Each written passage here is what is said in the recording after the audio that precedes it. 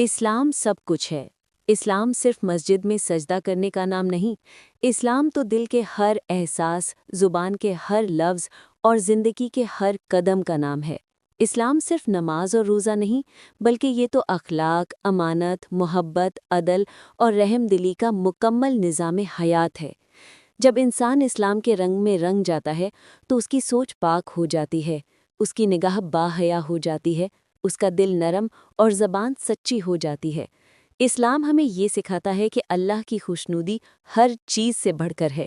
چاہے دنیا کی ساری چمک دمک مل جائے، اگر ایمان نہ ہو تو کچھ بھی نہیں، اور اگر ایمان ہو تو سب کچھ ہے۔